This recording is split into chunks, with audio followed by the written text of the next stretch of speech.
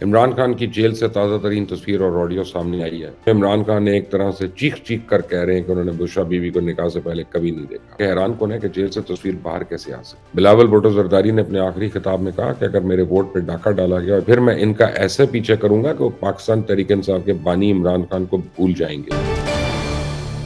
बिस्मिल्लाहिर्रहमानिर्रहीम, अस्सलाम वालेकुम।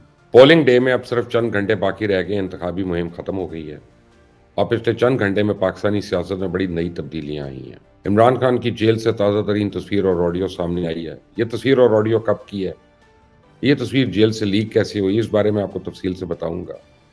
पाकिस्तान में बांग्लादेश मॉडल की खबरें सरगर्म हैं। इलेक्शन के बाद बांग्लादेश मॉडल आने में कितनी हकीकत है, बांग्लादेश मॉडल है क्या, इस पर भी इस वीडियो में बात करूंगा। और बिलावल भुट्टो ने इंतखाबी मुहिम के आखिरी रोज बड़ी सख्त जुबान इस्तेमाल की है। उन्होंने पाकिस्तान के ताकतवर तरीन हलकों को चैलेंज किया और ये इसके साथ इलेक्शन के बाद का मंजरनामा क्या होगा, इस्तेकाम बढ़ेगा या इसमें कमी आएगी, इस बारे में भी आपको आगाह करूंगा। लेकिन आपने अगर अभी तक इस चैनल को सब्सक्राइब नहीं किया तो प्लीज़ कर लें, बेल आइकॉन को प्रेस करना मत भूलिएगा। इमरान खान 5 अगस्त को जेल गए और ठीक 6 महीने के बाद इमरान खान की अडियाला जेल से एक तस्वीर आती है। हैरान कौन है कि जेल से तस्वीर बाहर कैसे आ सकती है। तो इमरान खान ने नीले रंग के कोट में जेल कम्युनिटी हॉल में खड़े हैं, उनके बिल्कुल साथ शाह महमूद कुरैशी खड़े हैं, वो कान में कुछ बात कर रहे हैं। इनके बिल्कुल साथ ही इमरान खान के वकील अबू जर सलमान नियाजी खड़े हैं। तो इमरान खान जब 5 अगस्त को गिरफ्तार हुए थे तो उनकी कोई तस्वीर मंजर आम पे नहीं आई, लेकिन पोलिंग से 24 घंटे पहले इमरान खान की अडियाला जेल से जारी तस्वीर ने पीटीआई की इलेक्शन मुहिम में जान डाल दी है। नवाज शरीफ ने मुल्क भर के अखबारात को इश्तेहारात दिए, बड़ी मेहनत की, जलसे किए, लोगों को जमा करने की कोशिश की। बयानिया ना होने के बावजूद लोगों से वोट मांगने की कोशिश की गई। मरियम नवाज को स्टेज देके इनसे लंबी लंबी तकरीरें करवाई गई, लेकिन आखिर वक्त में जब इलेक्शन मुहिम का वक्त ही खत्म हो गया तो एक ही तस्वीर ने नवाज शरीफ की मेहनत पे कड़ा असर डाल दिया। पीटीआई वाले कह रहे थे इनकी तो इलेक्शन मुहिम दरअसल अब शुरू हुई है। अहम सवाल यह है कि क्या ये वाकई तस्वीर जेल की और असली है। जेल समात में मौजूद सहाफियों के मुताबिक तो ये बिल्कुल असली तस्वीर है, क्योंकि तस्वीर और उसके पीछे जो पर्दे लगाए गए हैं ये वही पर्दे हैं जो अडियाला जेल कम्युनिटी हॉल में लगे हुए हैं। लेकिन इत्तलात के मुताबिक ये तस्वीर 4 से 5 हफ्ते पुरानी है। साइफर या फिर अलकादिर ट्रस्ट केस की समात थी और उस समात के दौरान इमरान ने ये कोट पहना हुआ था। तो इमरान खान के अलावा इनके 15 के करीब वकील भी मौजूद थे। इस दौरान ये तस्वीर ली गई। सवाल ये पैदा होता है कि तस्वीर लीक कैसे हो गई, क्योंकि वकला और सहाफी को तो बिल्कुल इजाजत नहीं है कि वो अडियाला जेल में मोबाइल लेकर जाए।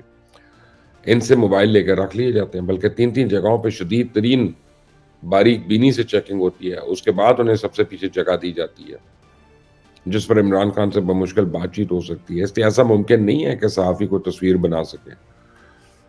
तो यहाँ ये काफी सवाल पैदा होते हैं, इसकी तहकीकात भी होनी चाहिए कि इतनी हसास जगह पे अगर ये तस्वीर ली जा सकती है तो फिर जेल के अंदर तो बहुत कुछ पता चलाया जा सकता है। और ये वही अडियाला जेल है ना जिसको पिछले कुछ दिन से सिक्योरिटी थ्रेट्स भी मिले हुए हैं। तो तस्वीर के साथ साथ अडियाला जेल से अदालती कार्रवाई का मखसूस हिस्सा भी ऑडियो के जरिए बाहर आया। इस मखसूस हिस्से में इमरान खान ने एक तरह से चीख चीख कर कह रहे हैं कि उन्होंने बुशरा बीवी को निकाह से पहले कभी नहीं देखा। बुशरा बीवी के साबिक खावन खावर मानिका इस ऑडियो में कहते हैं कि इमरान खान जब हमारे घर आते थे तो हमारे घर मेरी और मेरी अहलिया की तस्वीर लगी होती थी, वो उनको हटवा देते थे और वो तवातिर के साथ हमारे घर आते थे। मजीद जो जो बातें इन्होंने इसमें बताई वो तो मैं नहीं बयान कर सकता। किसी भी शरीफ फैमिली के लिए वो इंतहाई शर्मनाक गुफ्तगू है जो उसके बाद खाबर मानिका ने की। बहरहाल ये ऑडियो भी बिल्कुल ठीक है, क्योंकि गैर शरई निकाह केस में जो सहाफ़ी वहाँ पे मौजूद थे उन्होंने इस बात की तस्दीक की, क्योंकि उस दिन इमरान खान आपे से बाहर हो गए थे और खाबर मानिका जो है वो रोना शुरू हो गए थे, आंसुओं से रोए हैं और समात भी उसमें काफ़ी हंगामा आराई भी हुई है। बहरहाल इलेक्शन की अगर बात करें तो पाकिस्तान में चमगोइयाँ हैं कि पाकिस्तान में जो खबरें आ रही थी इलेक्शन के बाद भी किसी सियासी जमात के लिए सादा अक्सरियत हासिल करना मुश्किल होगा, तो इसलिए एक मखलूत हुकूमती बनेगी और इसमें आसिफ जरदारी या फिर मौलाना फजल रहमान को सदर का ओहदा दिया जाना है। नवाज शरीफ या फिर शरीफ खानदान में से किसी को वजारत उस्मा दी जाएगी। बिलावल भुट्टो शायद एक बार फिर वजीर खारजा लग जाए।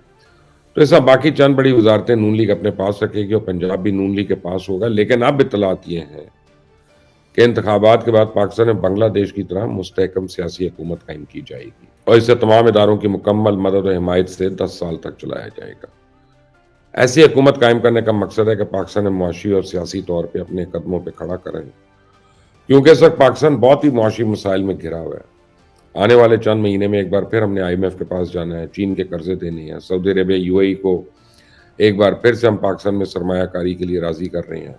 تمام مسائل کے حل کے لیے ضروری ہے کہ یا تو کوئی خود مختار حکومت ہو جس میں دھڑے بازی نہ ہو، یا پھر کوئی ایسی جماعت شامل نہ ہو جو کل کو بلیک میل کرے اور کہے کہ ہم حکومت چھوڑ کے جا رہے ہیں۔ یہ اسلام آباد کے گرد و نواح کی اطلاعات ہیں۔ سہیل وڑائچ صاحب نے بھی آج اپنے کالم میں یہ بات لکھی ہے، لیکن ابھی تک تو یہ افسانوی باتیں معلوم ہوتی ہیں۔ بڑے عرصے سے ہم سنتے آ رہے ہیں، بالکل اسی طرح کے خواب عمران خان نے بھی دیکھا تھا۔ وہ بھی چاہتے تھے کہ وہ سویلین ڈکٹیٹر بن جائیں، فیض حمید ان کے ساتھ تاحیات آرمی چیف بن کے بیٹھے رہیں، تمام مخالفین کو دیوار سے لگا دیا جائے، پھر تختہ وار پہ لٹکا دیا جائے، کسی پہ رحم نہ کھایا جائے اور 10 سال تک اقتدار کے مزے لوٹے جائیں۔ لیکن پھر یہ خواب کبھی شرمندہ تعبیر نہیں ہوا، کیونکہ پاکستان جیسا معاشرہ جہاں پر اتنی زیادہ پولرائزیشن ہے، اتنے زیادہ سیاسی اور معاشی مسائل ہیں، وہاں پہ یہ مشکل ہے۔ اور اگر ہم حالیہ زمینی حقائق کا جائزہ لیں تو نون لیگ چاہے جتنی مرضی کوشش کرے، وہ قابل قبول تو ہے لیکن مقبول نہیں ہے عوام میں۔ دوسرا، نواز شریف کی تاریخ بھی سب سے واقف ہے۔ ہر حکومت میں وہ 2 سے 3 سال کے بعد کسی نہ کسی ادارے سے لڑائی مول لیتے ہیں، تو ان حالات میں نون لیگ کا سادہ اکثریت لینا پھر حکومت بنانا یہ تقریباً ناممکن ہے۔ انتخابی مہم تو ختم ہو گئی، لیکن جاتے جاتے بلاول اہم سوالات چھوڑ گئے ہیں۔ بلاول بھٹو کافی عرصے سے نواز شریف کے خلاف تقریریں کر رہے تھے اور نواز شریف پہ تیر برسا رہے تھے۔